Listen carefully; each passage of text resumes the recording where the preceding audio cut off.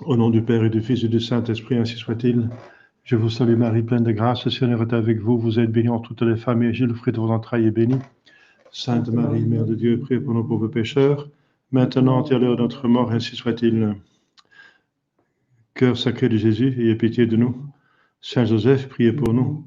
Nos saints anges gardiens, veillez sur nous. Nos saints patrons, priez pour nous. Au nom du Père et du Fils et du Saint-Esprit, ainsi soit-il.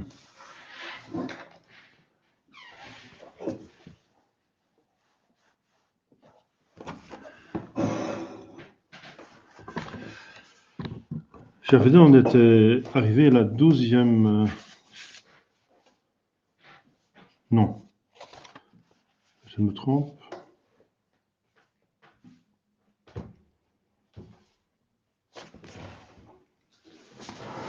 Je me trompe.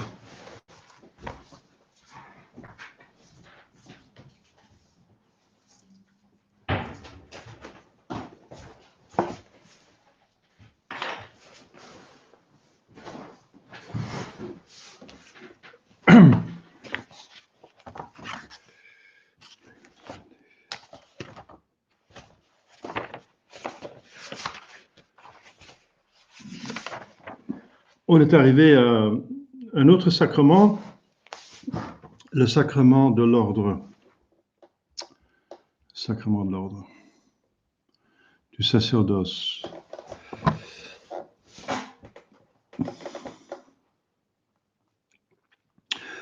Donc c'est à son ascension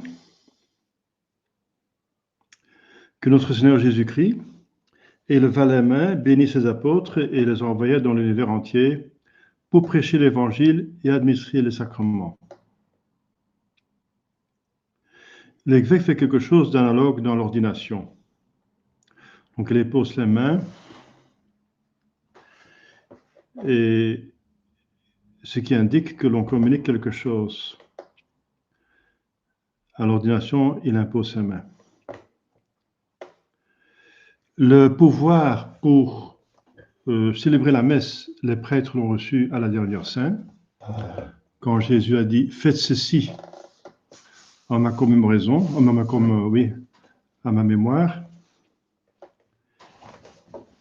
Et le pouvoir d'absoudre les péchés, de remettre les péchés, Jésus a donné après sa résurrection, quand il a soufflé sur les apôtres, il a dit « Recevez le Saint-Esprit, les péchés que vous remettez seront remis, et les péchés que vous retiendrez seront retenus. » Donc l'ordre a bel et bien son origine en notre Seigneur Jésus-Christ, comme tous les sacrements. Les diaconats, on en parle plus tard, dans on désigne des diacres comme Saint Étienne et plusieurs diacres pour administrer les biens de l'Église. Alors, le catéchisme dit ici, dans l'ordination, donc l'ordination, c'est la cérémonie dans laquelle l'évêque confère l'ordre, les ordres. Et je dis les ordres parce qu'il y a plusieurs ordinations. Il y a 7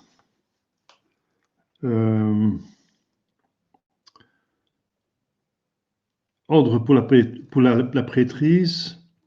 Et au-dessus de la prêtrise, il y a le pontife, c'est l'évêque, il y a l'épiscopat. Le pape étant un souverain pontife, mais la papauté n'est pas une ordination, c'est une élection du clergé de Rome.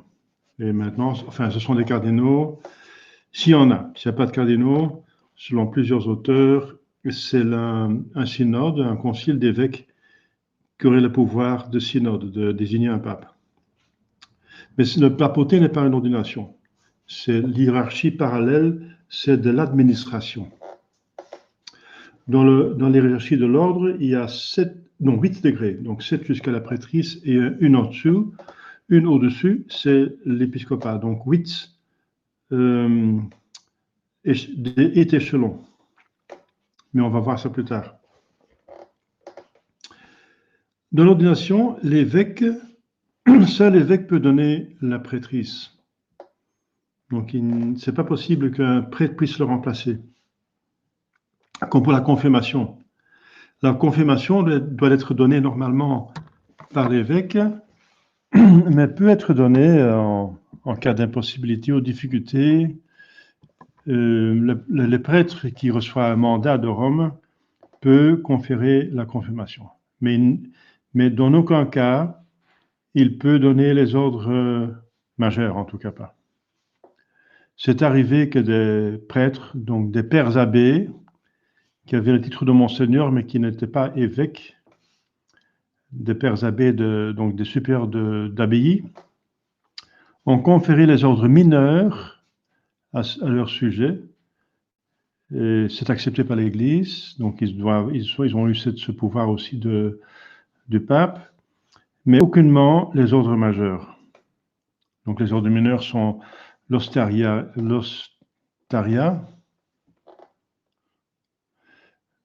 donc le sacristain, ensuite le lecteur, ensuite l'exorciste, et quatrièmement l'acolyte, ce sont les ordres mineurs, et ensuite on a les ordres majeurs, le sous-diaconat, le diaconat et la prêtrise. Et au-dessus de la prêtrise, on a l'épiscopat. Donc pour les ordres majeurs, donc sous-diacre, diacre, prêtre et évêque, il faut un évêque, absolument. Donc dans l'ordination, l'évêque impose les mains, impose comme ça, parce que là, ces côtés intérieurs désignent la donation, et ça désigne d'où ça vient. Donc ça vient d'en haut et c'est donné en bas. Donc, comme ça, c'est sur la tête du prêtre. Parce que la tête, c'est la partie plus importante du corps et qui est aussi la partie où, par préférence, l'âme réside. Et la prêtrise donne une marque indélébile dans l'âme.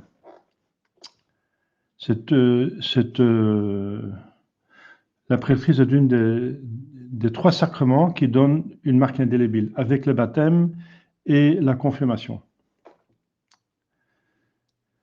Donc il impose les mains au prêtre futur et invoque le Saint-Esprit selon une formule qui se trouve dans le pontifical. Le pontifical, c'est encore un livre liturgique officiel de l'Église où il y a tous les sacrements et les sacramentaux qui peuvent être conférés par les évêques. Comme, à part la prêtrise et l'épiscopat, il peut aussi sacrer des évêques normalement, avec permission du pape normalement. Mais s'il n'y a pas de pape, on le fait quand même sans pape, s'il y a une nécessité. Normalement avec 2 autres évêques, si c'est possible. Si c'est impossible, il y a une urgence, on le fait tout seul.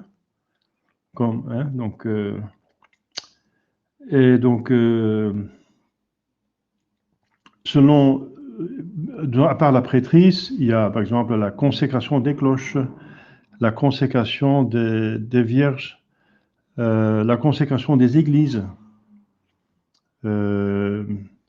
l'onction des rois, la confection des saintes huiles au jeudi saint. Donc tout ça sont des bénédictions, des liturgies qui sont réservées normalement à l'évêque. En outre, il fait donc des onctions lors de cette même cérémonie de l'ordination, des onctions sur leurs mains, onction avec l'huile des catéchumènes, donc c'est une des 3 huiles, 5 huiles qui sont faites, qui ont été confectionnées lors du jeudi saint. Les 2 autres huiles étant le saint crème et l'huile des infirmes. Donc les mains des prêtres sont oints par l'évêque par l'huile des catéchumènes. Et le remet les vases sacrés. Ça veut dire le calice, consacrée par l'évêque et la patène consacrée par l'évêque, qui signifie qu'il reçoit le pouvoir de célébrer la messe. Par là, les ordinants sont donc les néophytes, ce sont les prêtres, les diacres. Normalement, ce sont les diacres qui vont recevoir l'ordre, ce sont les ordinants. Je dis normalement parce que c'est possible qu'un simple baptisé reçoit la prêtrise. En cas d'urgence et d'exception, oui. Dans le goulag, par exemple, il faut ordonner, on peut ordonner directement, il suffit qu'il soit mâle, baptisé, et normalement il doit être confirmé, mais ce n'est pas nécessaire par la validité, mais pour la licéité, c'est nécessaire. Normalement, il doit avoir la connaissance, une formation convenable de 6 ans, selon le Concile de Trente. Voilà. Mais c'est possible en cas d'urgence de ordonner directement un laïc qui est prêt pour être ordonné, qui est digne, bien sûr, parce qu'on ne peut absolument pas ordonner des personnages indignes. C'est un grand péché. L'évêque doit juger. Donc un laïc peut recevoir, baptisé, mâle, peut recevoir validement, directement la prêtrise. Et en recevant la prêtrise, il reçoit tous les autres ordres en même temps. Ils sont inclus dans la prêtrise. Donc quand il est directement ordonné prêtre, il est en même temps sacristain, lecteur, exorciste, acolyte, sous-diacre et diacre. Mais normalement, l'Église demande qu'on achemine psychologiquement et pédagogiquement, c'est beaucoup mieux. Qu'on apprend l'une fonction après l'autre dans un séminaire et accompagné par les études qui sont appropriées au niveau. Donc c'est tout à fait normal. La secte conciliaire a encore aboli cette affaire, donc elle a aboli cet acheminement par les ordres mineurs. Et il confère seulement 2 ordres, le diaconat et la prêtrise. Et ça, c'est encore déplorable. Ça diminue la qualité de l'enseignement, de la formation des prêtres. En tout cas, leur rite est invalide, comme vous savez. Donc, par là, les ordinants reçoivent, avec les grâces abondantes, les grâces actuelles, dont ils ont besoin, ils ont le droit aux grâces actuelles pour bien exercer leur fonction, et leur mission, leur devoir. Et bien sûr, il y a comme à chaque sacrement, il y a une augmentation de la grâce sanctifiante, ça c'est sûr. Mais aussi des grâces abondantes dont ils ont besoin, par exemple, augmentation de foi, d'espérance, de charité, de prudence. Un prêtre doit être prudent parce qu'il doit être un chef. La force aussi, les 2 vertus de chef, selon saint Thomas, sont la prudence pour savoir ce qu'il faut faire ici et maintenant, et la force pour justement exécuter ce qu'on a décidé, ce qu'il faut faire pour le bien commun, malgré les biens particuliers qu'on pourrait heurter éventuellement. Il faut avoir la force pour imposer des décisions qui sont nécessaires pour le bien commun, malgré la pression qui sont faites à partir des biens particuliers qui ne sont pas forcément directement aidés, qui sont contraires éventuellement. Il faut la prudence et la force. Il y a aussi la justice et la tempérance. Donc les 4 vertus cardinales. Vertus cardinales. Et bien sûr, les dons du Saint-Esprit. Pour bien fonctionner, il doit avoir une sagesse, intelligence, science, le conseil, la piété, la crainte de Dieu et la force encore. Donc, il a besoin de toutes ces grâces abondantes. Il reçoit donc la puissance sacerdotale. Voilà, comme je viens de dire, c'est en particulier le pouvoir d'offrir le saint sacrifice de la messe et de remettre les péchés, mais il y a d'autres. Donc, il y a, comme par exemple, le pouvoir de bénir. Un diacre ou un laïc ne peut pas bénir faire toutes les bénédictions qui sont dans le rituel. Il y a des dizaines et des dizaines de choses et de personnes qu'on peut bénir. On peut bénir les bénédictions les plus importantes qu'on connaisse, c'est les bénédictions des malades, qui peut donner la guérison. Je ne parle pas du sacrement de l'extrême onction, hein, je parle de la bénédiction des malades, c'est encore autre chose. La bénédiction des malades, c'est un sacramentel. Un sacramental. Et l'extrême onction, c'est un sacrement, donc c'est différent. Mais le prêtre peut donner les deux. Bénédiction des maisons, bénédiction des voitures, ce sont les plus communs, n'est-ce pas? Bénédiction des cierges, bénédiction de l'eau bénite, ce sont les plus connus. Les bénédictions d'enfants, hein, comme Jésus a béni les enfants, le prêtre peut bénir les enfants en bonne santé ou bien des enfants malades. Il y a deux bénédictions différentes. Il y a la bénédiction de personnes, aussi en bonne santé ou malades. Des bénédictions des peuples même, des bénédictions des champs, bénédiction des bibliothèques, bénédiction des médicaments, bénédiction de nourriture, du beurre, etc., de lait, bénédiction du sel, de l'eau, des comestibles. Bénédiction, ça c'est normalement donné par un... Oui, des objets liturgiques, voilà. Des objets de piété, pas oublier. Donc les statues, les images, etc. Les croix. Voilà. Donc le prêtre peut faire tout ça, n'est-ce pas? Que le diacre ne peut pas faire. Le diacre peut faire quelques bénédictions, même le lecteur, il peut bénir quelques fruits, mais c'est très limité. Voilà. On verra plus tard ce qu'un diacre peut faire et ne peut pas faire, etc. Donc déjà, les apôtres ont conféré le sacerdoce.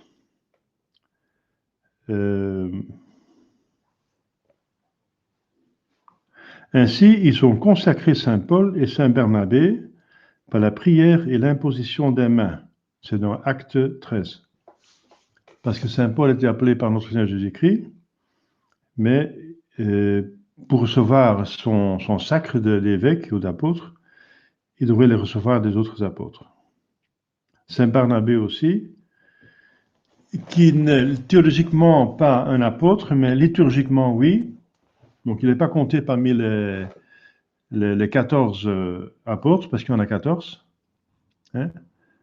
Après il y en avait 12. Après la mort de Judas, ils ont choisi Matthias, Saint Matthias.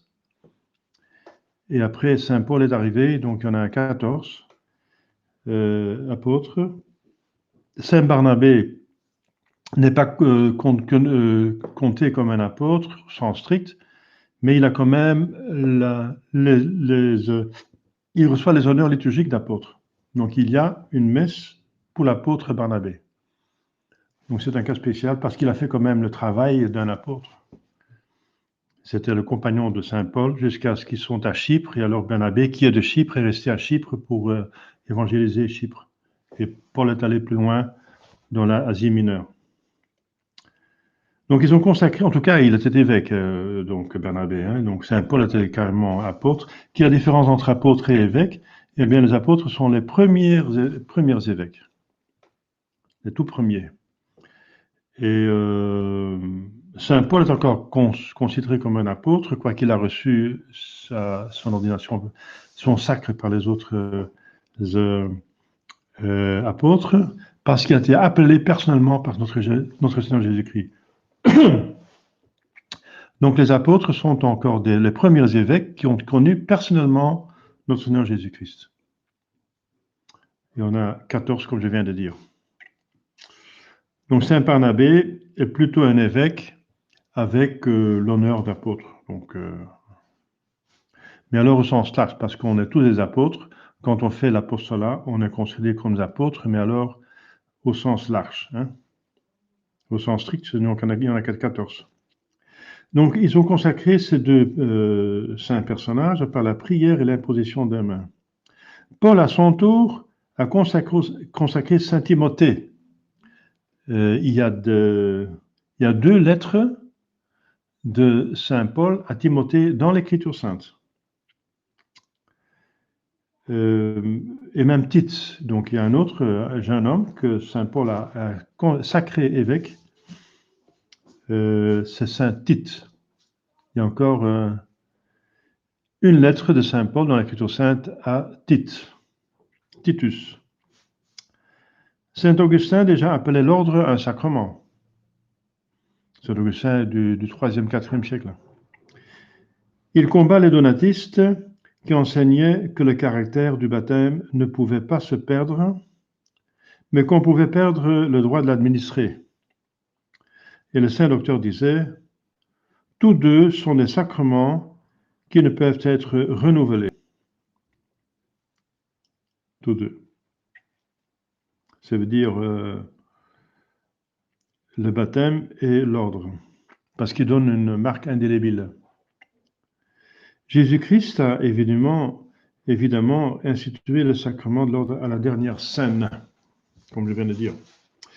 Par l'ordination, on reçoit une fonction d'une haute dignité, une très haute dignité, une participation à la dignité divine, une participation particulièrement à l'incarnation, à l'union hypostatique de notre Seigneur Jésus-Christ. Donc Jésus est Dieu, l'homme Jésus-Christ est Dieu dans sa personnalité, c'est une personne divine, et cette personne divine a aussi la nature divine. Et nous participons à cela pas dans l'être, mais dans le pouvoir. Nous avons reçu de notre Jésus-Christ des pouvoirs divins. Donc, parce que consacrer à la messe, c'est agir dans la plus grande intimité des choses.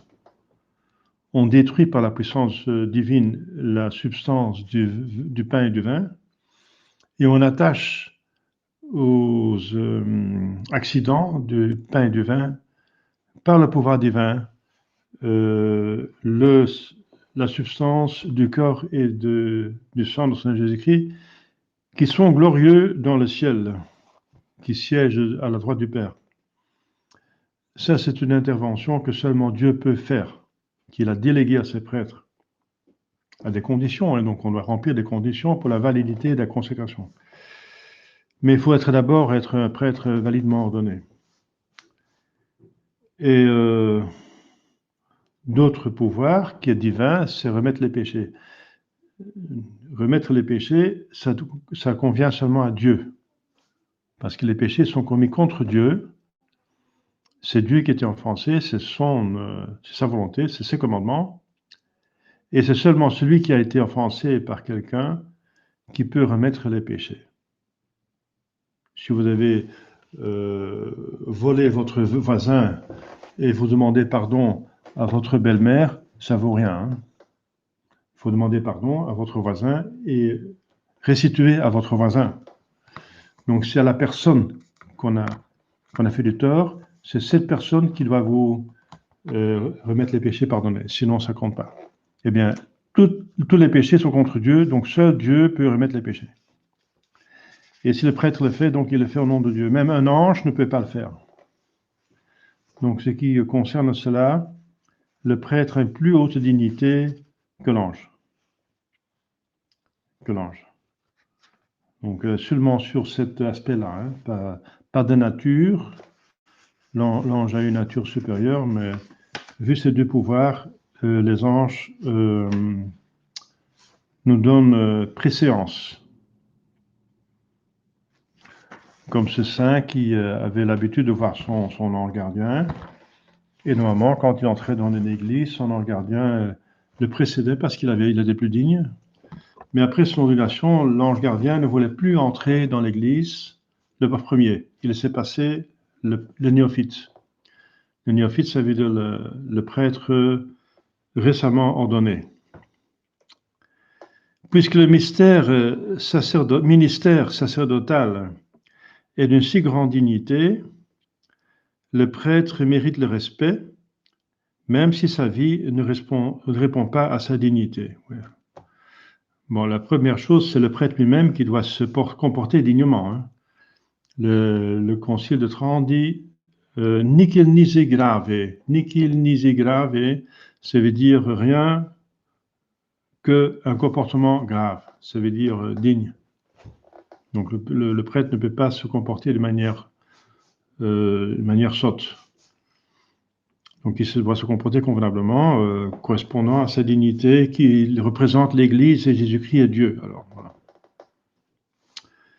Et il mérite le respect. Et normalement, il a les grâces suffisantes pour... et il a appris dans le séminaire un certain degré de sainteté, un certain degré, et il devrait le développer. Normalement, il a les grâces suffisantes pour développer une certaine sainteté, pour donner l'exemple aux autres.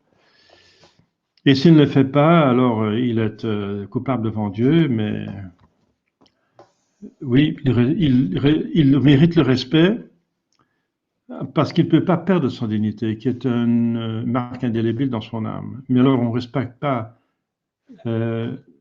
cette personne humaine, mais l'aspect divin qui est en lui, c'est le sacrement de notre Seigneur Jésus-Christ. En respectant le prêtre comme prêtre, alors on respecte Jésus-Christ qui a institué ce sacrement et dans sa bonté infinie qui a donné une telle puissance et dignité à des hommes. C'est pas la bonté infinie de Dieu qu'une telle chose est possible. Donc on respecte Dieu. C'est la même chose dans la liturgie quand le servant de messe où les personnes baisent la main du prêtre. C'est pour baiser, montrer un respect à Jésus-Christ qui a donné ce sacrement. Et c'est parce que les mains du prêtre sont le symbole de son pouvoir.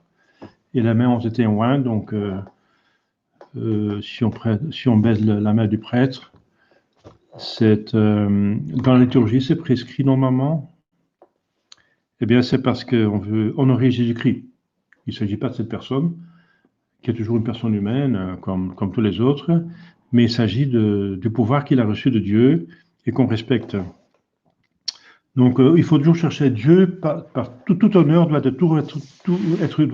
être rendu à Dieu. Tout honneur donné aux créatures doit remonter à Dieu, sinon c'est pas bien. Alors, puisque le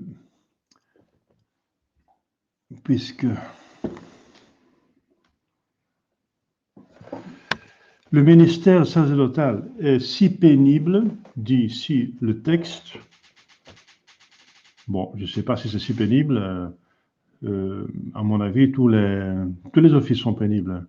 Tout a quelque chose de pénible. Après le péché originel, Dieu a dit, tu travaillerais à la sueur de ton front. Bien sûr, le prêtre, il participe à Jésus-Christ victime.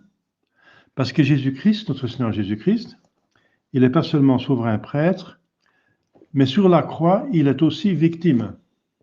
La croix étant l'autel, où il se sacrifie soi-même. Et le prêtre correspond, participe à notre Jésus-Christ, sacerdos, mais aussi victime. Et la participation à Jésus-Christ victime vient même avant sa participation à son sacerdoce. Parce qu'il commence à participer à Jésus-Christ victime étant sous-diacre. Sous-diacre, il participe à Jésus-Christ victime et il reçoit le bréviaire, il doit prier. Donc il doit souffrir, il doit, avec patience, il doit se mortifier, il doit faire des pénitences. Donc c'est en ce moment-là qu'il promet de ne pas se marier, par exemple. Le prêtre promet à ne pas se marier quand il devient sous-diacre, parce qu'il doit participer à Jésus-Christ victime, donc il va souffrir.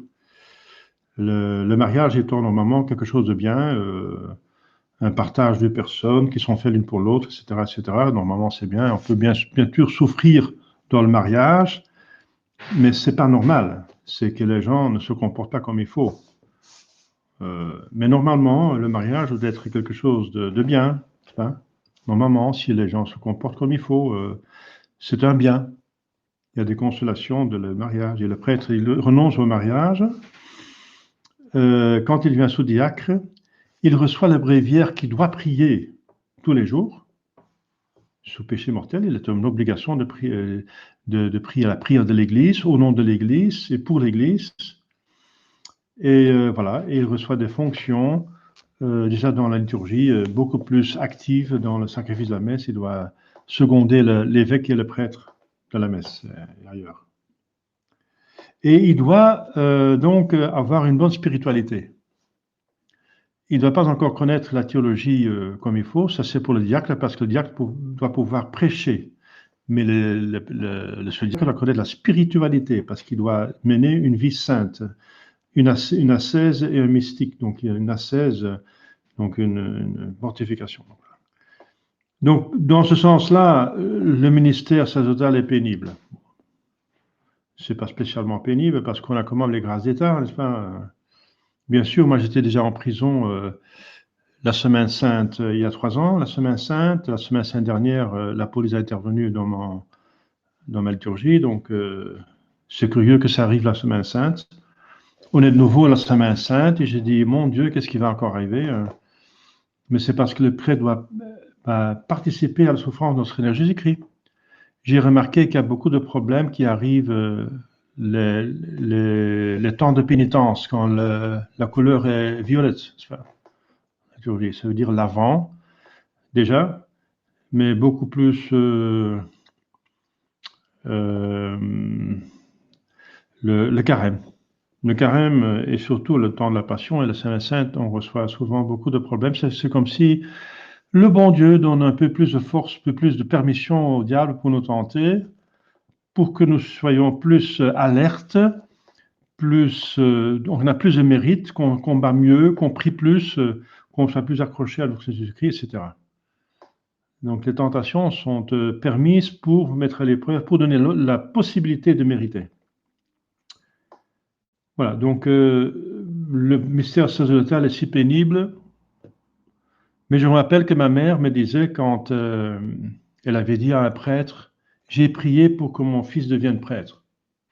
Et c'est vrai que c'est dans l'Évangile que Jésus-Christ dit, regardez, les champs sont blancs, sont prêts à être moissonnés, mais à prier pour les moissonneurs que le propriétaire des champs, n'est-ce pas, envoie des moissonneurs, des ouvriers dans la moisson et dans sa vigne. Parce qu'il y en a peu. Donc priez pour que le propriétaire en envoie. Ça veut dire qu'il faut prier pour les vocations sacerdotales. Ma mère a prié, voilà, je suis prêtre. Eh bien, ce prêtre, enfin, c'était après le concile, c'est un moderniste. En tout cas, au lieu d'être dit, madame, c'est bien, hein, félicitations, qu'il est prêtre, etc. Il lui a dit, et c'est un moderniste, mais enfin, il n'avait pas totalement tort, mais c'est quand même pas un peu bizarre.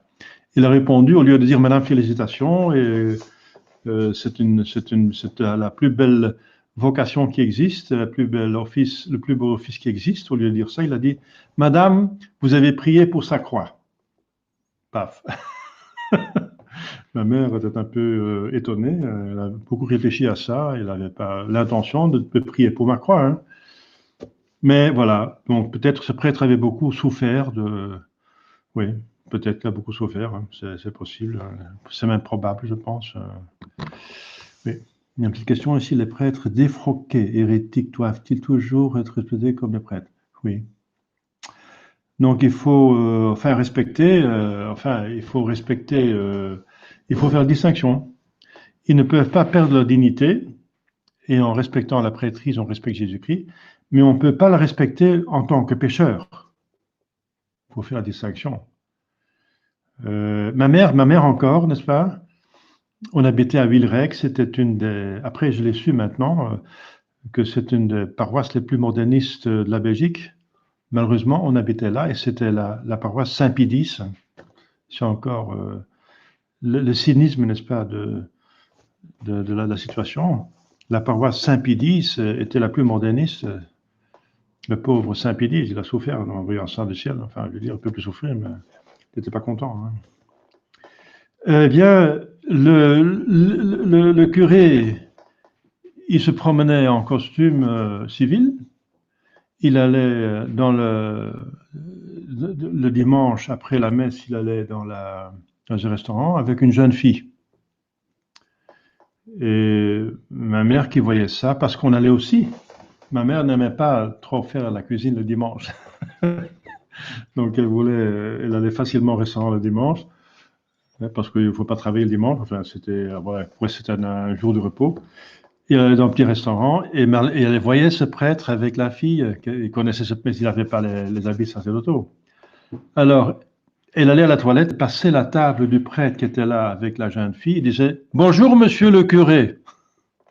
Alors, le curé commençait à rougir de honte, parce qu'il était. Tout le monde regardait: Ah, c'est un curé avec une jeune fille, hein, c'est curieux. Donc, alors, il n'est pas resté longtemps. Donc, vous voyez, en honorant le prêtre comme prêtre, on peut l'aider à rester prêtre convenablement, hein, on peut donner un petit pouce, hein, dans le bon sens. Vous voyez. Donc, il faut l'honorer. C'est un bon exemple d'honorer le prêtre dans sa prêtrise, mais pas en tant que pécheur. Donc, ma mère a fait ça spécialement, très haut, que tout le monde pouvait l'entendre. Monsieur le curé. Voilà. C'était un bon coup. Hein, donc. Ouais, c'était un bon coup de ma mère.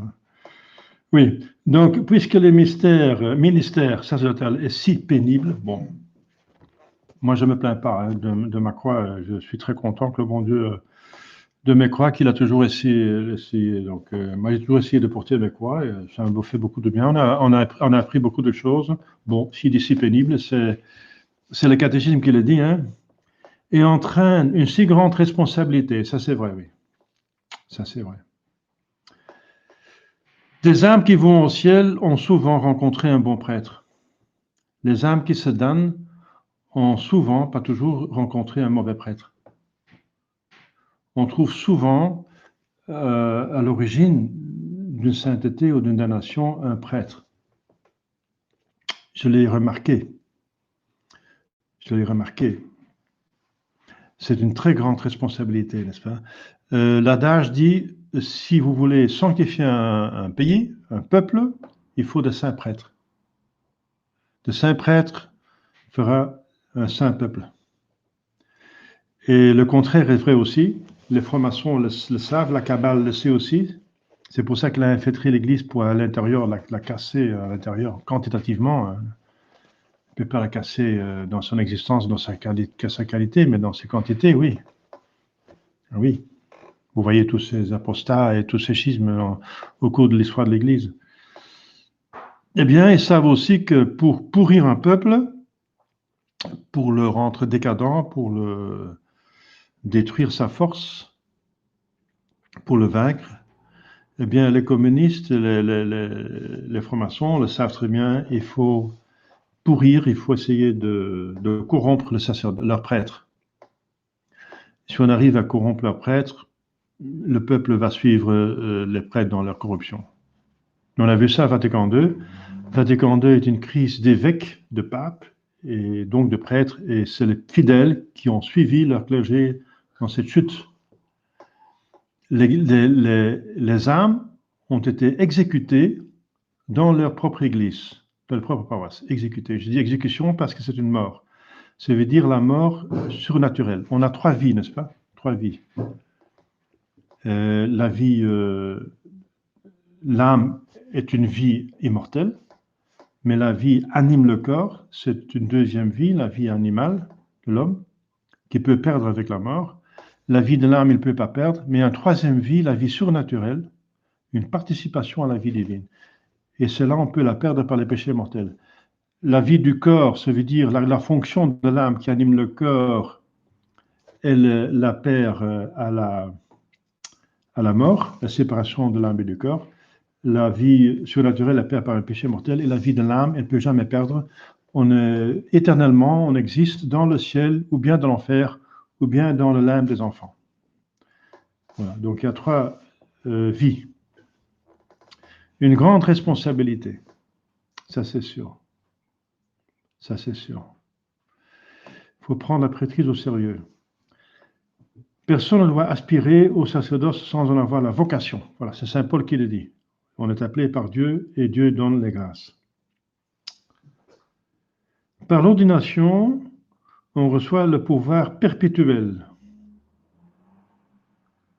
un pouvoir perpétuel parce que le pouvoir est la suite de cette marque indélébile dans l'âme, dans l'intelligence pratique, spécifiquement selon saint Thomas d'Aquin. Puisque cette marque est indélébile, le pouvoir qui est la suite de cette marque indélébile est perpétuel. Mais l'autorisation d'exercer le ministère sacerdotal ne l'est pas. Ça s'appelle la juridiction, ou bien le mandat, ou l'administration. Voilà. Donc, on a un pouvoir, mais l'exercice du pouvoir est réglé par une hiérarchie administrative qui commence par le pape, les cardinaux, hein, voilà. Ensuite, les archevêques, etc., les métropolitains, les patriarches, n'est-ce pas, les ordinaires, les évêques diocésains, avec leurs doyens ensuite, entre les curés, les chapelains, les aumôniers, etc. Donc, il y a une hiérarchie d'administration qui court parallèle avec la hiérarchie de l'ordre, comme je viens de dire. Ostiaria, donc le sacristain, le lecteur, l'exorciste, l'acolyte, ordre mineur, sont les 4 ordres mineurs. Ensuite, sous-diacre, diacre, prêtre, donc les 3 ordres majeurs, et au-dessus, l'épiscopat, l'évêque. Ça, c'est la hiérarchie de l'ordre, du pouvoir de l'ordre. Du pouvoir de l'ordre. Du pouvoir. Mais la juridiction, donc l'organisation de comment, qu'est-ce qui va faire quoi? Qu'est-ce qui va être curé de paroisse? Qu'est-ce qui va être professeur de séminaire? Qu'est-ce qui va être chanoine? Aider l'évêque dans son gouvernement du diocèse? Qu'est-ce qui va aider le pape dans son gouvernement de l'Église? Qu'est-ce qui va être cardinal? Etc. Eh bien, ça c'est la juridiction, c'est réglé par le pape. Le pape a toute la juridiction dans l'Église. Et il délègue cette juridiction cette cascade que je viens de dire, hein, les cardinaux, les patriarches, les métropolitains, les archevêques, les évêques diocésains, les doyens, les curés, les aumôniers, etc., et les vicaires, etc.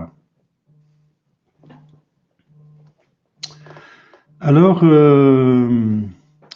après avoir reçu le sacerdoce, les nouveaux prêtres ont encore besoin de la mission ecclésiastique ou juridiction, dont je viens de parler, voilà, pour pouvoir exercer leur ministère sacerdotal dans un endroit désigné.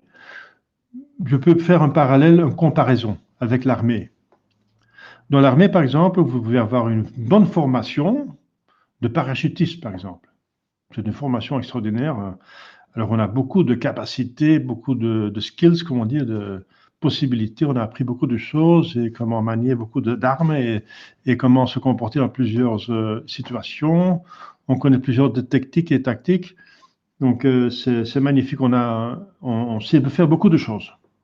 On est capable de faire beaucoup de choses.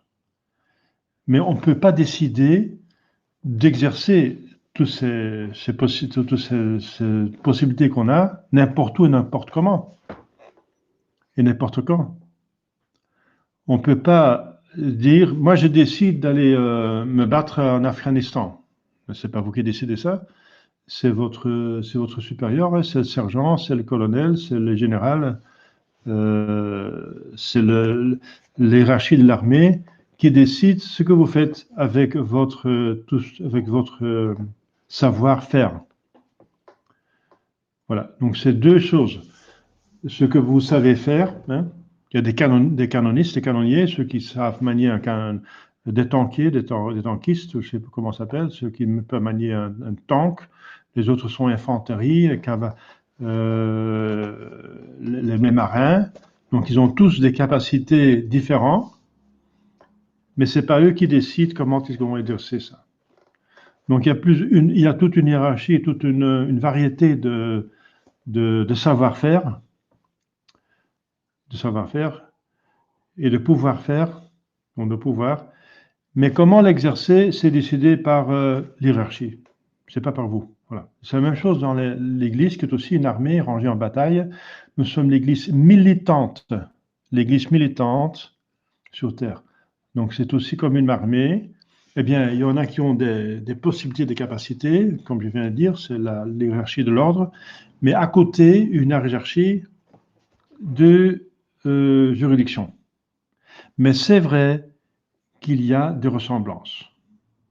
Les plus hautes fonctions de la juridiction sont exercées normalement par les plus hauts dans la hiérarchie de l'ordre. Le plus haut, c'est le pape. Eh bien, le pape doit être évêque de Rome. Ensuite, les cardinaux, ce sont les collaborateurs du pape dans le gouvernement de l'Église, doivent aussi normalement être des évêques, mais il y a encore qui sont cardinaux prêtres et cardinaux diacres. Mais c'est la minorité. La plupart sont cardinaux évêques. Et alors, bien sûr, les patriarches sont évêques, les métropolitains sont évêques, les archevêques sont évêques, les ordinaires sont évêques. Et si on va plus bas, le doyen, c'était un prêtre. Et le curé, c'est un prêtre, etc. Alors, le vicaire, c'est un prêtre, l'aumônier, c'est un prêtre. Et ils peuvent être aidés par des diacres qui sont au service du prêtre.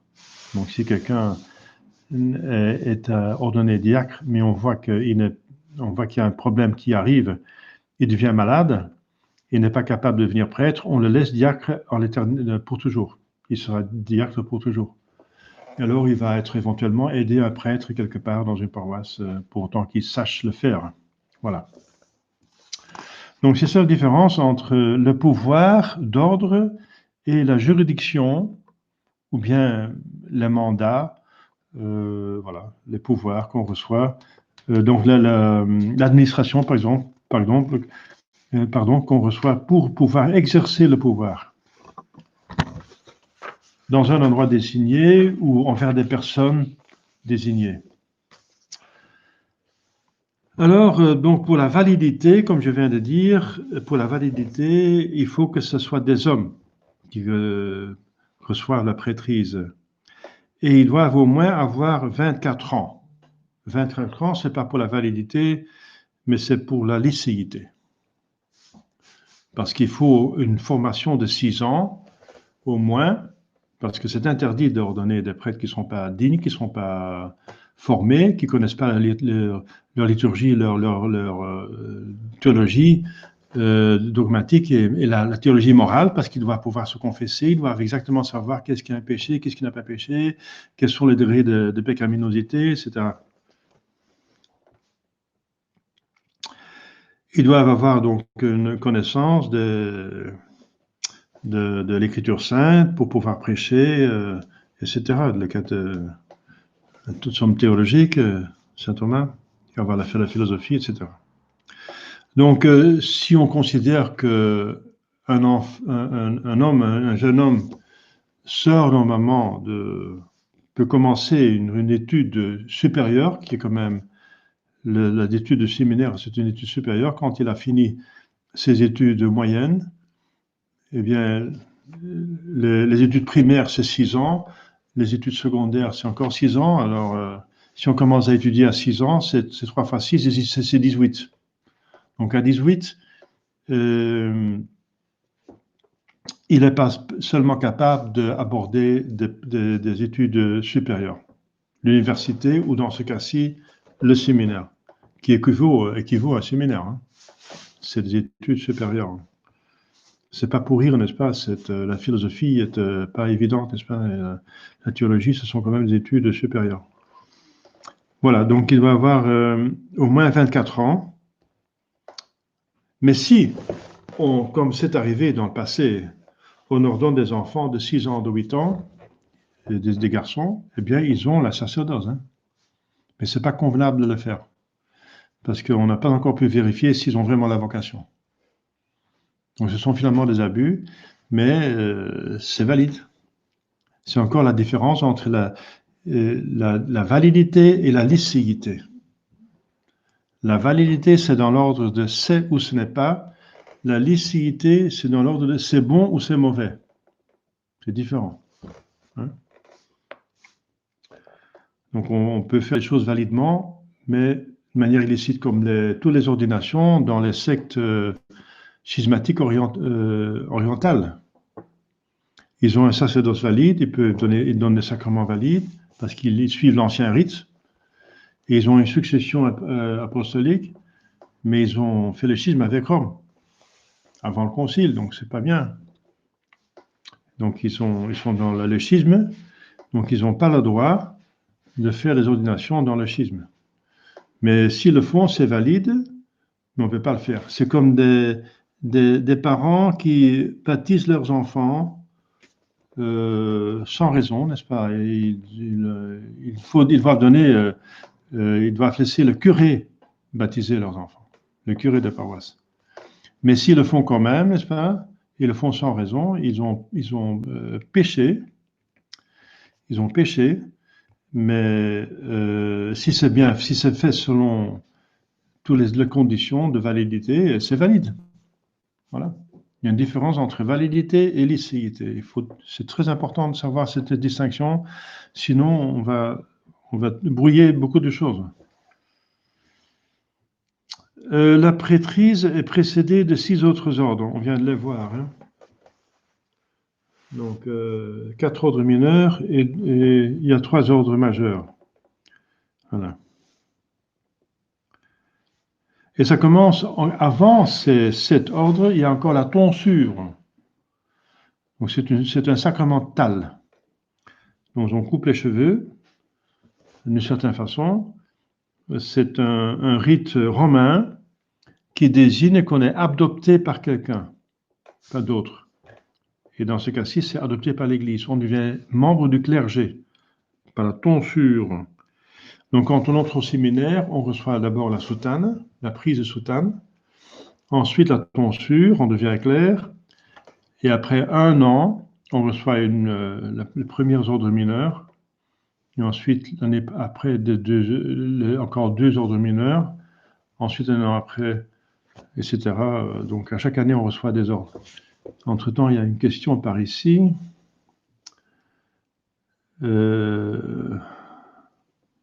Qui ou quoi donne juridiction aux prêtres indépendants et qui leur donne leur mission aujourd'hui? Ah oui, c'est dans les cas particuliers. Ouais. C'est l'exception qui confirme la règle. Comment concilier le nécessaire parce que l'institution divine, hiérarchie de juridiction avec la situation de prêtre demeure fille d'aujourd'hui? Comment concilier? Eh bien, donc, voilà. Ça, c'est une problématique actuelle, hein, ça c'est sûr. Eh bien, c'est très très simple. Finalement, il faut tenir plusieurs principes pour résoudre cette question. Premier principe, c'est l'indéfectibilité de l'Église. Indéfectibilité. Il n'y a pas de défait, de défaut dans l'Église. L'Église ne peut pas faire défaut, et c'est dans quelque chose d'essentiel. Elle ne peut pas avoir un défaut d'essentiel. Parce que Jésus-Christ a lui-même, notre Seigneur Jésus-Christ lui-même, il a promis que les portes de l'enfer ne prévaudront pas contre elle. Donc il ne s'agit pas seulement de son existence, mais aussi de ses qualités, l'infaillibilité, l'indéfectibilité, etc. C'est un norme que l'Église est indéfectible. Donc l'Église ne peut pas avoir un défaut important. Eh bien, ne pas avoir des évêques qui fonctionnent convenablement et des prêtres qui ne peuvent pas exercer ne pas avoir des prêtres qui peuvent exercer leur office, leur pouvoir, ça rendrait l'Église très défectueuse.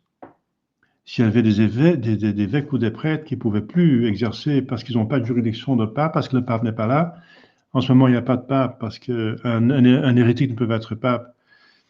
Donc, s'ils avaient besoin d'un pape pour pouvoir exercer toutes leurs fonctions, pour célébrer la messe, il faut une célébrette. Pour confesser, il faut une permission de l'évêque, l'ordinaire. Pour être curé, pour avoir soin d'âme, curé, faire une paroisse comme moi je fais ici, il faut encore l'évêque qui le permet. L'évêque doit être un ordinaire qui est désigné par un pape. Vous voyez, toute juridiction vient de pape, et après 60 ans d'antipape, il n'y a plus de juridiction normale. Et s'il n'y a plus de juridiction normale, on peut pas dire, comme certains abbés, qu'il n'y a plus d'évêque, qu'il n'y a plus de juridiction, qu'il n'y a plus, voilà, qu'il n'y a plus rien. Donc sinon, c'est scandaleux, n'est-ce pas? Ça sent l'hérésie, parce que alors la promesse de Jésus-Christ ne serait pas vraie. C'est pas possible. C'est pour ça qu'on doit bien conclure qu'il y a une autre juridiction, celle de suppléance.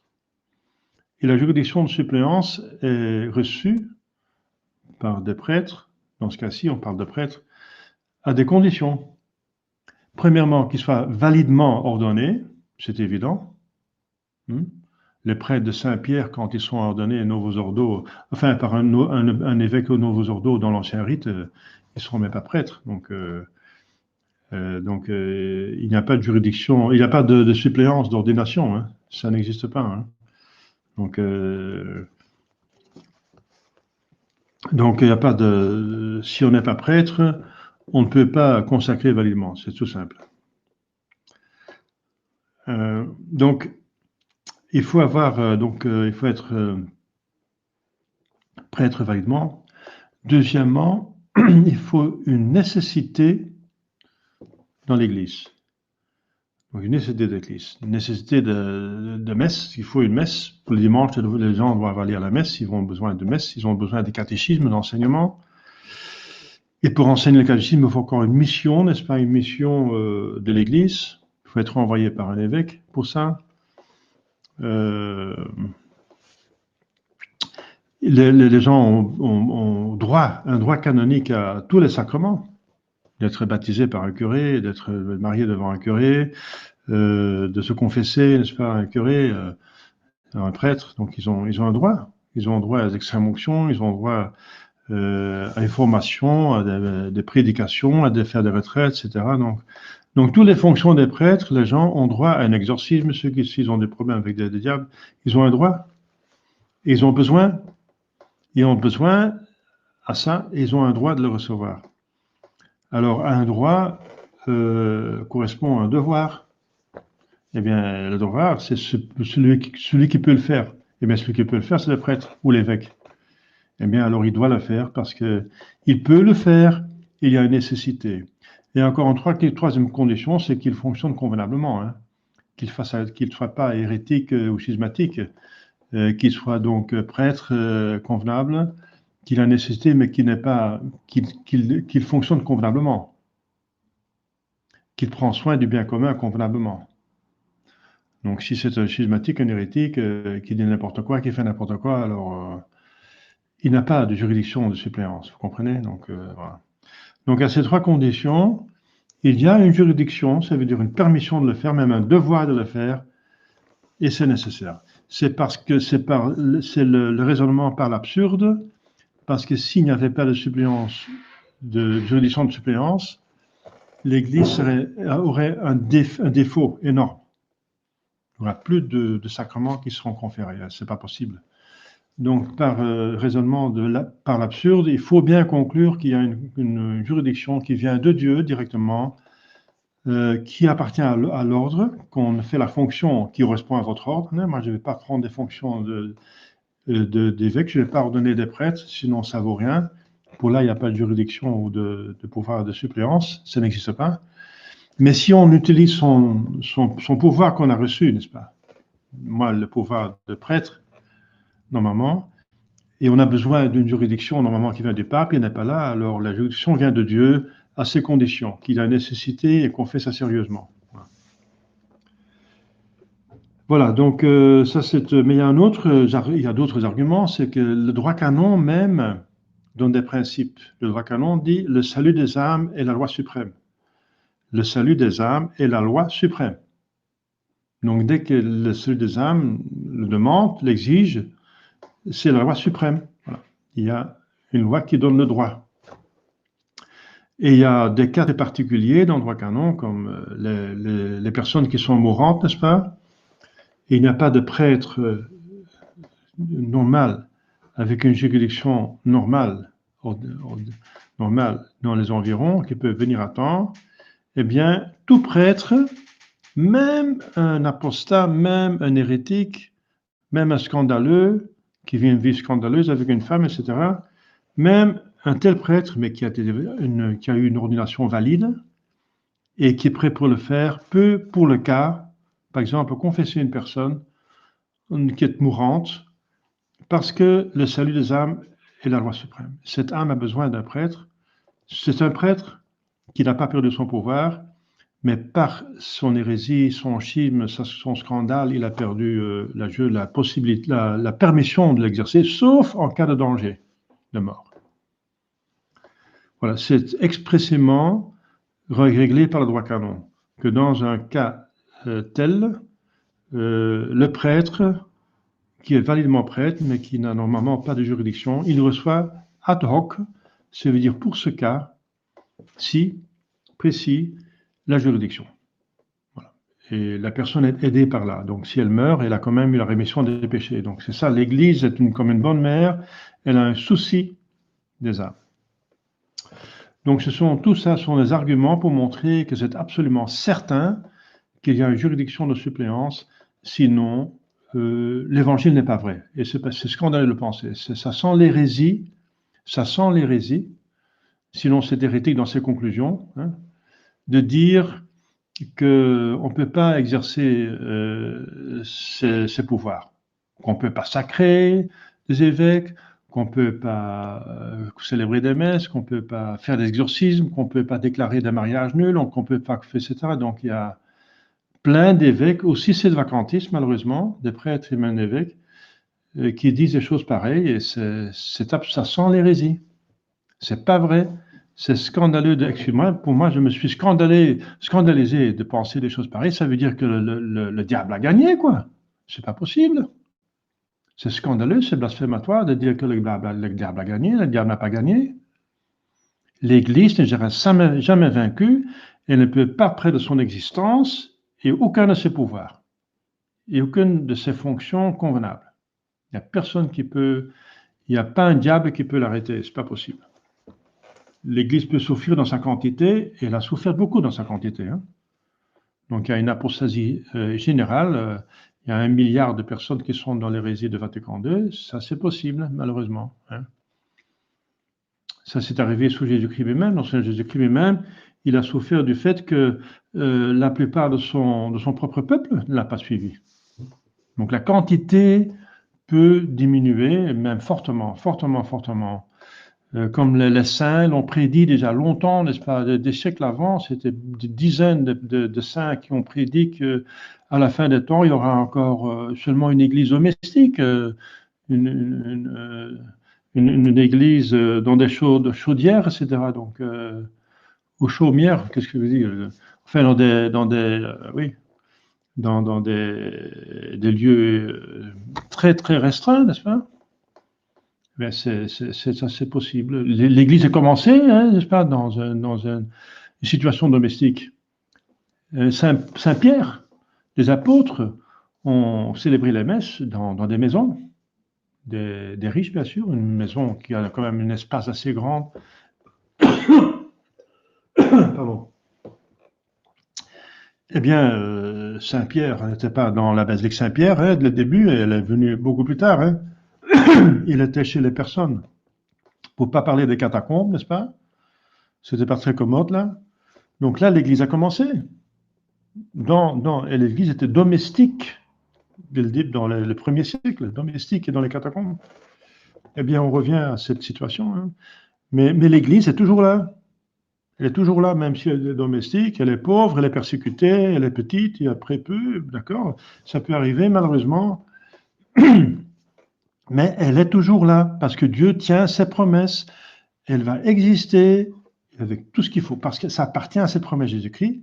L'infaillibilité, l'indéfectibilité, l'existence, l'essence, voilà.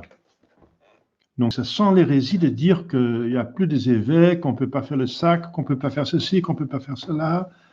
Alors l'Église a perdu quelque chose. Elle ne fonctionne plus comme il faut. Et ça, c'est scandaleux de dire. C'est comme dire que Jésus s'est trompé.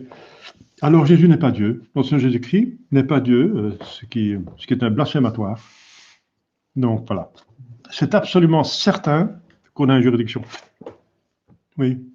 Vous avez une question par ici? Il y a beaucoup d'exemples des évêques qui sont sacrés sans mandat d'un pape, quand même des saintes, et le bienheureux Pierre de Luxembourg est un évêque qui est sacré à l'âge de 15 ans et être pétrice peut-être à 10 ans déjà.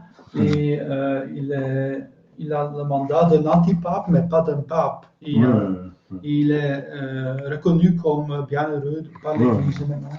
Oui, il y a des cas qu'on sait, parce qu'il y a un prêtre que vous connaissez, et avec d'autres personnes qui disent qu'il n'y a plus d'évêque, parce qu'il n'excède pas les ordinations sans mandat d'un pape, d'un vrai pape. Voilà.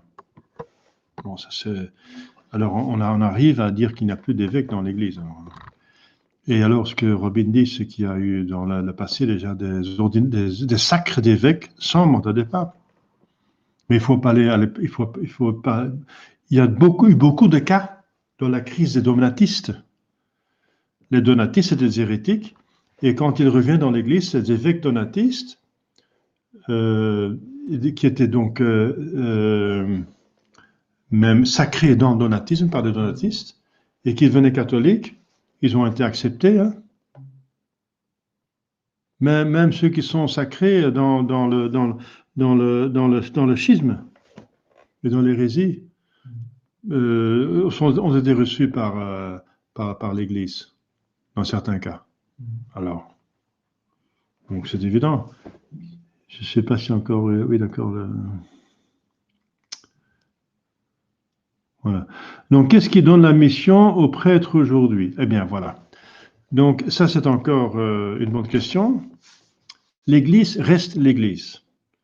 Il y a, elle ne peut pas recevoir un dommage, un défaut. L'Église est hiérarchique. Donc, elle est toujours hiérarchique.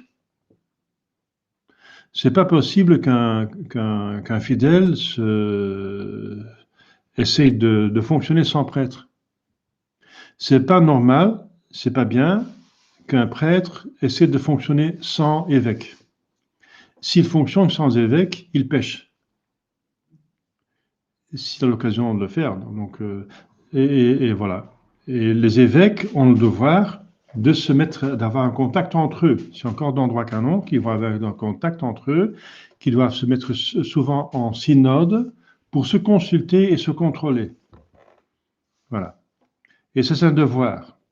S'ils ne le font pas, ils pêchent.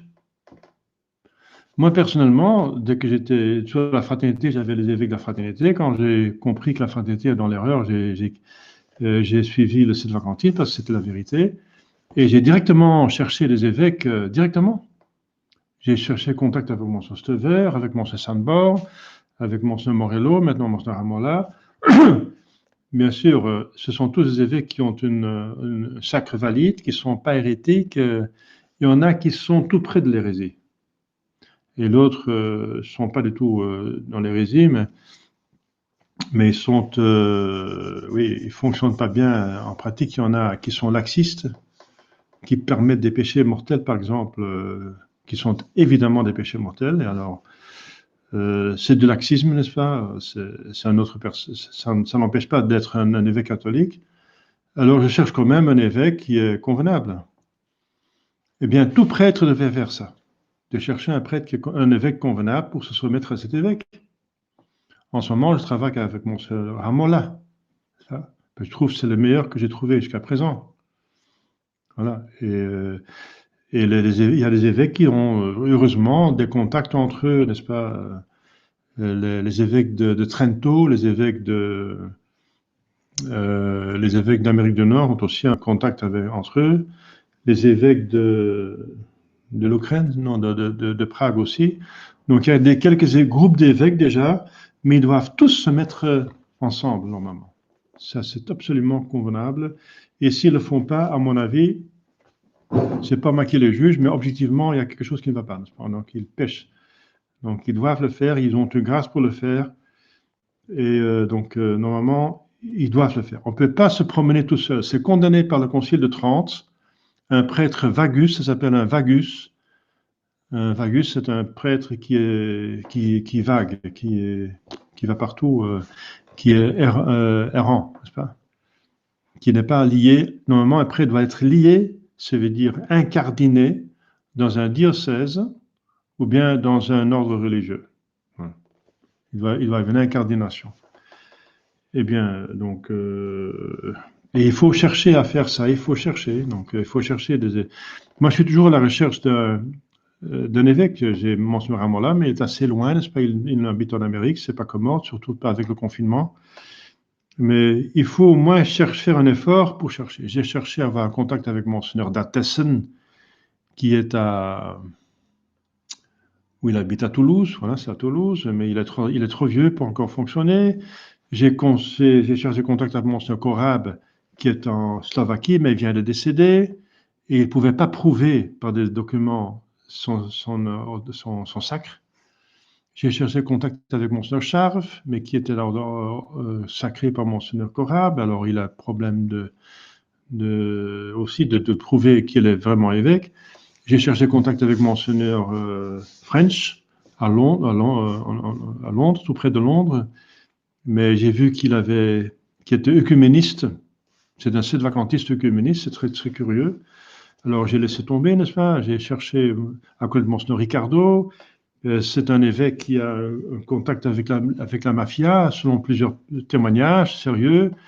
Donc c'est encore, ça sent le brûler, n'est-ce pas? Alors on laisse comme ça. Donc voilà. Donc c'est pas évident. Hein. C'est vrai qu'il y a une pénurie de prêtres et d'évêques. Je connais aucun évêque en Asie, parce que je connais les Chinois là, des Chinois qui sont j'ai un contact personnel, j'ai donné par internet catéchisme à des Chinois de l'église souterraine, enfin la bonne église. Et même les évêques qui résistent à François ne sont finalement pas évêques, ils sont ordonnés novos ordo. Donc ils n'ont pas de cardinaux, pas d'archevêques, évêques, et ils n'ont aucun prêtre qui est convenable. Ceux qui viennent là, c'est un prêtre de la fraternité Saint-Pédis, c'est l'abbé Thomas Onoda, c'est un japonais qui vient de temps en temps en Chine, mais c'est encore la fraternité Saint-Pédis. Donc maintenant, ces 10 Chinois sont en train de faire une quête pour pouvoir me payer un ticket pour que je puisse les visiter pour les confesser en Chine. Vous voyez? Donc c'est pour ça que j'essaie de premières sources. Ce sont des gens qui se connaissent, qui sont partout dans la Chine, qui sont à Pékin, à Chiang, je sais pas quoi, enfin, partout dans les grandes villes et dans la campagne. Je connais entre 10 et 20, donc ça fluctue un petit peu ce petit groupe. Eh bien, ils connaissent très bien la situation en Chine, il n'y a pas d'évêque, à peine un prêtre, il n'y a même pas de prêtre. En Australie, il n'y a pas d'évêque non plus. En Afrique, il n'y a pas d'évêque non plus. En Europe, je connais un seul évêque qui fonctionne, à part Monseigneur Datessen, mais il dit qu'il est trop vieux et qu'il ne veut plus faire de l'apostolat. Il a passé les 90 ans. Hein. Il ne fonctionne plus, il est valide et il est revenu à la bonne doctrine. Eh bien, je connais seulement Monseigneur Stever, et avec Monseigneur Stever, pour pouvoir, par exemple, ordonner des prêtres, il faut qu'ils acceptent la thèse Cassiciacum. La thèse Cassiciacum, c'est encore problématique, n'est-ce pas? Donc, c'est une opinion qui est un peu bizarre. Enfin, donc, donc c'est le seul évêque que je connais en Europe. Et en Amérique, il y en a beaucoup plus. Il y en a pas mal en Amérique du Nord. Au Mexique, il y en a une dizaine, plus qu'une dizaine. Et en Amérique du Sud, il y en a un au moins. Voilà. Donc la plupart des évêques sont dans l'Amérique. Une question? Il y a aussi des évêques en Prague, tu as dit. Oui. Il y a un problème aussi avec... Oui, il y a des évêques à Prague, mais... Oui. Mais ils ont dit qu'il ne faut pas Oui. Eh bien, oui, vous dites, et pourquoi pas la CMRI? Oui, la CMRI, c'est Monsester. Eh bien, oui, moi j'ai demandé à Monsester de travailler avec eux. Ah non, CMRI, donc, non, CMRI, c'est encore autre chose. C'est Monsester Pivarunas, oui, oui, d'accord. Oui. Oui,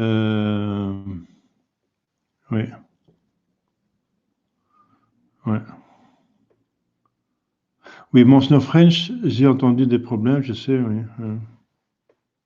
De Monseigneur Dateson, je savais pas. Je suis pas au courant de gros problèmes de mœurs. Oui. Et je sais pas si on peut toujours croire ce qui se fait, ce qui est diffusé par Internet. Hmm.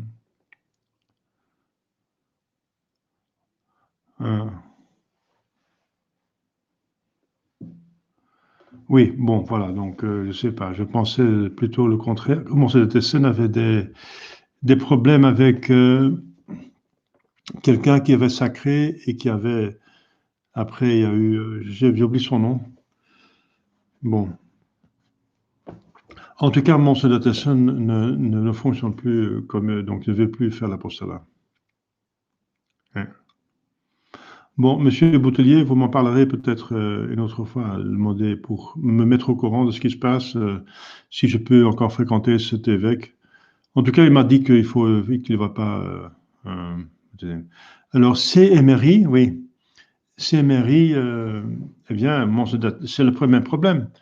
Monseigneur, donc l'évêque de CMRI, c'est Monseigneur Pivarunas, il habite en Amérique, aux États-Unis, et nous sommes en Europe. Donc, ceux qui viennent en Europe, c'est parfois Monseigneur Sandborn, Monseigneur Pivarunas. Monseigneur Dolan est venu quelques fois, je pense qu'il ne vient plus. Monseigneur Ramola vient encore ici, aux Allemagne, 2 fois par an, mais avec le confinement, il ne peut plus, etc. Donc, voilà. Donc, on a un problème. Donc, il y a toujours beaucoup d'évêques, des dizaines d'évêques, mais ils sont pratiquement tous aux États-Unis. Et les évêques de Prague, les 7 évêques de Prague, ont dit que pour les ordinations, ils ne s'occupent pas de nous. On va demander à nos propres évêques. Donc, ils nous laissent. Parce qu'ils ont un autre rite, un rite oriental. Bon. J'ai eu un contact personnellement avec eux, donc on est allé les voir. J'avais contact avec le secrétaire qui est Monseigneur Timothée, de l'UOGCC. Voilà. Donc effectivement, c'est très voilà. Donc l'Église, en tout cas, il faut croire dans l'Église. Je crois credo in unam sanctam catholicam et apostolicam ecclesiam. Je crois dans l'Église. C'est le credo des apôtres. Et il faut croire Jésus-Christ dans ses promesses. Jésus-Christ tient ses promesses. Et même ça, maintenant, il nous laisse tomber dans l'extrémité, une situation extrême, qu'il y avait encore 2 évêques qui ont réagi publiquement pour la vérité après le concile. Des 2500 à peu près, il y avait 2600 à la fin du concile, 2600 évêques qui ont accepté Vatican II. Il y en avait 2. Enfin, il y en a encore des dizaines qui n'ont pas sous-signé, j'ai appris, mais ils n'ont pas réagi au public, ils n'ont pas signé tout simplement, et pour le reste, ils n'ont pas témoigné publiquement. Donc il y avait une résistance passive, des dizaines d'évêques qui n'ont pas signé tous les documents de Vatican II, des dizaines, mais on n'avait que 2 qui réagissaient en public. C'est Mons Lefebvre et Mons Castelmayer. 2 des 2600. Mais il y avait encore 2 évêques. Et donc l'Église catholique fonctionnait encore toujours. Il y avait toujours l'Église enseignante. Mais c'est vraiment une extrémité. On est réduit à l'extrémité. Mais Dieu tient ses promesses. Et l'extrémité, parce que ce sont les créatures qui font n'importe quoi. Ce sont les gens de mauvaise volonté ou de volonté molle, hein, la mollesse des évêques et des chrétiens, et le diable, n'est-ce pas, qui fait son travail de diable. Mais ça ne vient pas de Dieu. Dieu tient ses promesses, mais si les créatures nous font n'importe quoi, ils ont une volonté libre, eh bien, on est réduit, comme maintenant, à l'extrémité. Dieu intervient seulement quand voilà, ses promesses risquent de ne plus s'accomplir, alors Dieu intervient, parce qu'il tient ses promesses. Oui. Voilà, donc non, je ne parle pas à vous tout seul, M. Boutelier, je parle en général, hein, je parle pour tout le monde, hein, donc je parle à moi-même aussi. Hein. Donc, voilà, le sacrement de l'ordre à 3 degrés, ça veut dire les grades les plus hauts, n'est-ce pas? Le diaconat, la prêtrise, l'épiscopat. Qu'est-ce qu'un diacre peut faire? Eh bien, il peut prêcher, c'est son devoir normal, prêcher, n'est-ce pas? Même s'il y a un prêtre là, il peut déléguer au diacre de faire le sermon du dimanche, il peut le faire, parce que c'est le ministre normal de la parole. Si le prêtre ne peut pas, il a trop de travail, il peut déléguer au diacre de baptiser, de marier, de faire des funérailles. Et de distribuer la communion. Voilà. Donc, il peut même porter des communions aux malades, le diacre, mais le désavantage, c'est que quand les gens veulent se confesser, ils ne peuvent pas se confesser. C'est embêtant. Quand on envoie un diacre chez un malade, alors il ne peut pas le confesser. Et parfois, les gens, souvent, veulent se confesser avant la communion. Donc, les malades, parce qu'ils reçoivent rarement, enfin, 1 fois par mois ou 2 fois par mois seulement la communion. Voilà. Le prêtre, donc ce qu'un diacre ne peut pas faire, c'est consacrer dans la messe et de remettre les péchés et de faire des bénédictions. Alors, l'épiscopat est encore au-dessus. Ce qu'un prêtre ne peut pas faire, c'est les ordinations. Et normalement, il ne fait pas les confirmations. Ça revient à l'évêque. Seulement en cas de nécessité, il peut avoir la juridiction, un mandat pour confirmer. Voilà. Les fidèles doivent demander à Dieu d'envoyer de bons prêtres. Ah oui, voilà. Prier le maître de la moisson, j'en ai parlé tantôt. Prier le maître de la moisson d'envoyer des ouvriers dans la moisson. Saint Matthieu 9. Et c'est vrai, si on prie pour les ordinations, pour les vocations, on les recevra. Eh bien, je vous demande instamment, avec beaucoup d'instances, de prier régulièrement, d'inclure dans votre intention de prière, de demander des prêtres, de saints prêtres, beaucoup de saints prêtres, et la même chose pour les évêques, et un saint pape, un bon pape. Voilà. Il faut prier pour ça. Et ça va venir. Un pape va certainement venir parce que ce n'est pas la fin des temps. Puisque les Juifs ne sont pas encore convertis en multitude, donc Élie et Enoch ne sont pas encore revenus sur terre. Ce sont des prophéties qui sont dans l'Écriture sainte, donc ça va certainement arriver. Donc ce n'est pas la fin des temps. Et aussi, si longtemps que ce n'est pas la fin des temps, l'Église fonctionne bien. Disons, elle peut pas, enfin bien, ça veut dire qu'elle ne peut pas perdre quelque chose d'essentiel. Et elle doit fonctionner. Et tout le monde va faire son devoir, parce que tout le monde est responsable pour ce qu'il fait. Voilà. Et donc, il y aura tôt ou tard un pape, parce que la papauté appartient à la constitution divine de l'Église. Jésus a dit paie mes brebis, paie mes agneaux. Donc, et tu es Pierre. Et sur cette pierre, je bâtirai mon Église. Voilà. Donc, l'Église ne peut pas exister définitivement sans pape. Donc, le sédévacantisme perpétuel est une hérésie. Temporellement, le siège est vacant, mais le sédévacantisme perpétuel, c'est hérétique. Donc, c'est pas possible. Donc, il y a plein de prophéties faites par des saints avant le concile qui prédisent un grand pape, un grand roi, qui va même devenir empereur, etc. Donc, un grand évêque aussi, l'Occident, de l'ouest de la France. On parle d'un grand monarque, un grand pape et un grand évêque.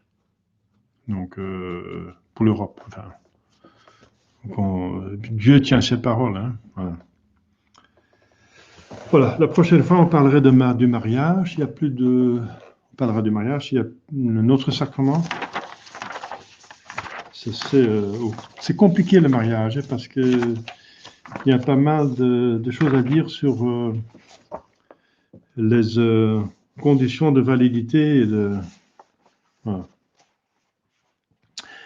Voilà, c'est le dernier sacrement qu'on va voir, c'est le mariage la fois prochaine. Après ça, on va passer aux sacramentaux. Encore des questions? Tout va bien? J'ai donné l'exemple de bienheureux Pierre de Luxembourg, oui, Luxembourg, qui était ordonné à 10 ans et consacré à 15 ans pour les évêques. C'est normalement un âge qui oui.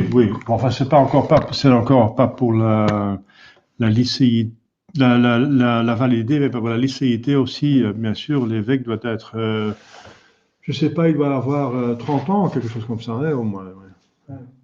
Parce que pour être évêque, il faut au moins, selon le droit canon, un doctorat de théologie ou et de droit canon. En temps d'hérésie, plutôt un doctorat en théologie. En temps normaux, n'est-ce pas, au temps de paix, plutôt un doctorat en droit canon pour un évêque. Et c'est bien qu'il en a plus, hein. Si encore un doctorat de philosophie et de tous les deux, de philosophie et de théologie et droit canon, c'est encore parfait, hein, c'est encore mieux. Hein. Mais il doit au moins avoir un doctorat, au moins, ou bien une science qui équivaut. Parce que maintenant, actuellement, c'est pas possible d'avoir un doctorat. Personnellement, j'ai essayé d'avoir un doctorat dans la grégorienne, non, l'angélique, Angelica, à Rome. Et c'était faisable, n'est-ce pas? C'était des cours par correspondance. C'est tout à fait possible.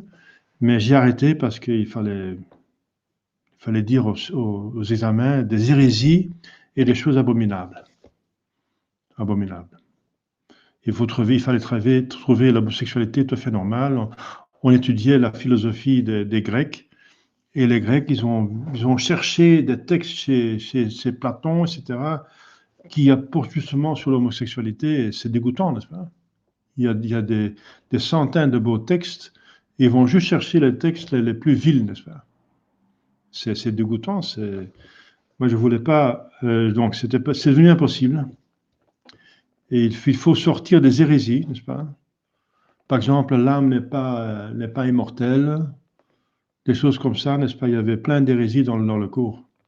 Et moi, je refuse je ne peux pas dire des hérésies. Je ne peux pas dire à l'examen des hérésies. Donc, avoir un doctorat officiel est devenu impossible. Sinon, il faut devenir hérétique, il faut faire un péché mortel. Il faut faire un péché mortel pour pouvoir avoir un doctorat normal. Donc, voilà. Si jamais, maintenant, dans la tradition, il faut un évêque, et on n'a plus un doctorat officiel, mais il faut une connaissance qui équivaut, selon droit canon, un doctorat ou bien une connaissance équivalente. Voilà. Donc, tout à fait possible. Alors, il y a encore ici une question, je vois. Mais vous aviez dit, M. Abbé, qu'il se pourrait qu'on arrive à la fin des temps. Bon, je ne pense pas que je l'ai dit que c'est la fin des temps, hein. Qu'on est dans des temps apocalyptiques, oui. Mais la fin des temps, non.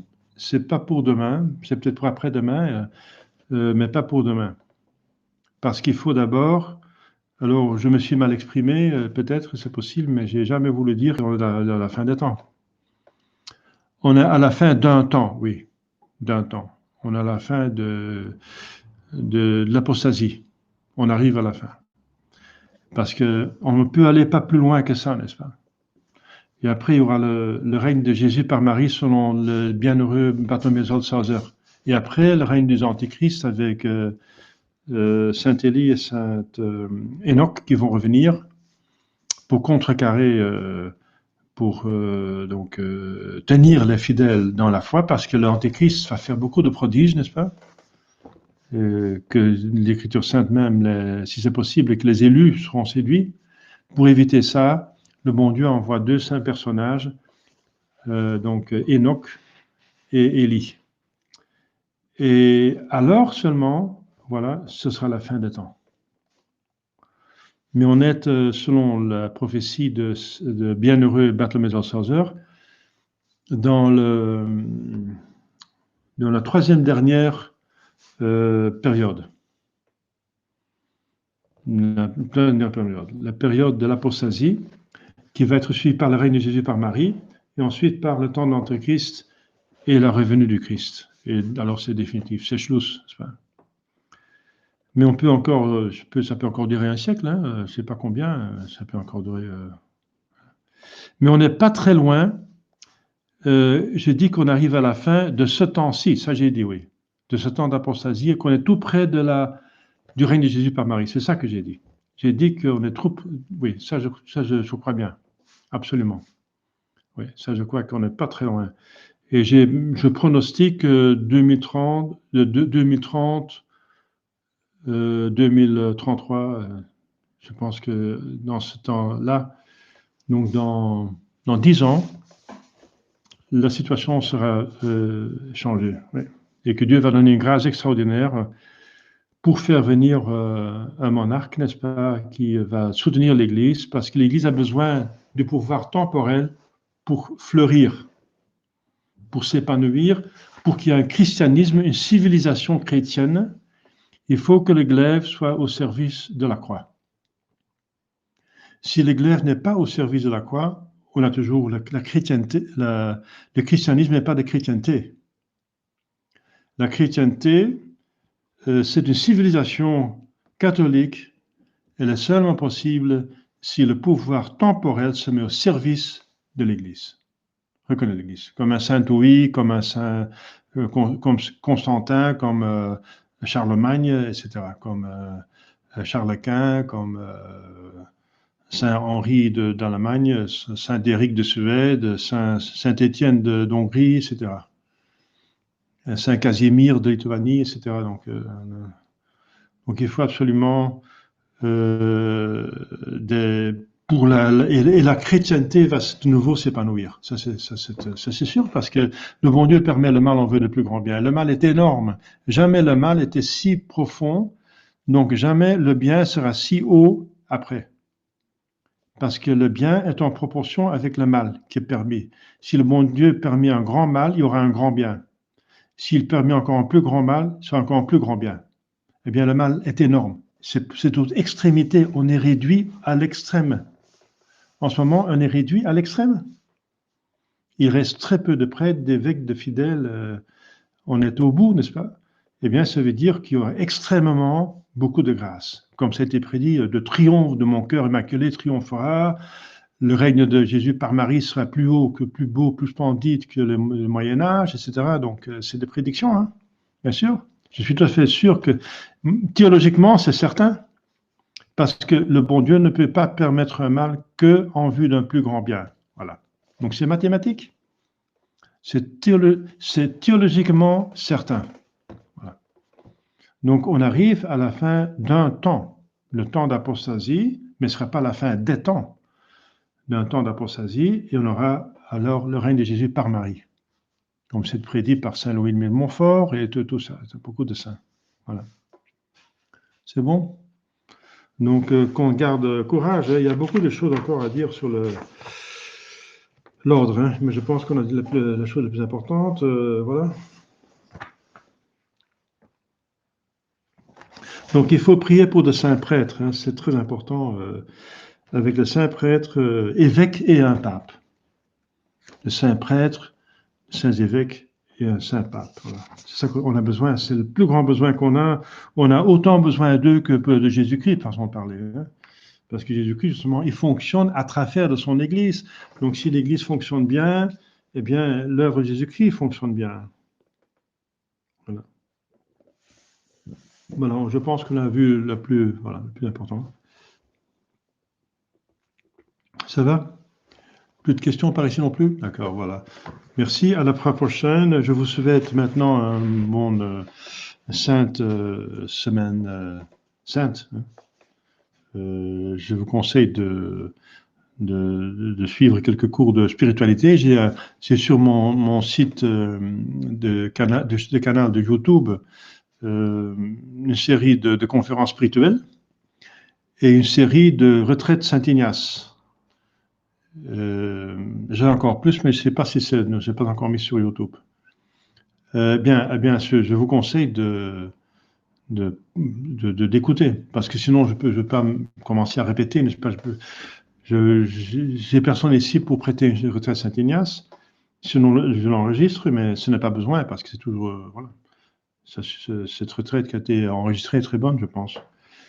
Mais dès que j'ai l'occasion, je vais prêcher une retraite physiquement, bien sûr, ça c'est sûr. Hein. Ça c'est surtout certain. S'il y a encore des personnes qui veulent se confesser, qui se trouvent en l'autre côté de la frontière, qu'ils prennent contact avec moi. Hein. J'ai déjà rendez-vous avec quelqu'un tout près de la frontière, juste à la frontière. Bon, si vous arrivez à la frontière, et on peut passer à pied, si vous voulez, donc on peut s'arranger. La confession, c'est un droit divin, n'est-ce pas? Voilà. Ça doit pouvoir se faire. Et surtout maintenant autour de Pâques, avant ou après Pâques, eh bien, il faudra quand même vérifier que vous avez reçu la confession. Et je peux donner la communion dans ma voiture, qui est une camper, donc c'est déjà fait, donc, comme vous savez. Donc, si les gens veulent se confesser et veulent recevoir la communion, qu'on arrange ça entre nous, n'est-ce pas? Envoyez-moi un email ou donnez-moi un coup de téléphone et on s'arrangera pour le plus convenable et le plus possible en tenant compte des réglementations, bien sûr. Voilà. Alors, on va prier pour remercier le bon Dieu et la Sainte Vierge et tout le ciel pour les grâces qu'il nous a données. Au nom du Père et du Fils et du Saint-Esprit, ainsi soit-il. Je vous salue Marie, pleine de grâce, le Seigneur est avec vous. Vous êtes bénie entre toutes les femmes et Jésus, le fruit de vos entrailles, est béni. Sainte Marie, Mère de Dieu, tenons à l'heure de notre mort, ainsi soit-il. Cœur sacré de Jésus, ayez pitié de nous. Saint Joseph, priez pour nous. Nos saints anges gardiens, veillez sur nous. Nos saints patrons, priez pour nous. Au nom du Père et du Fils et du Saint-Esprit. Merci pour vos prières et soyez assurés de les miennes. À bientôt.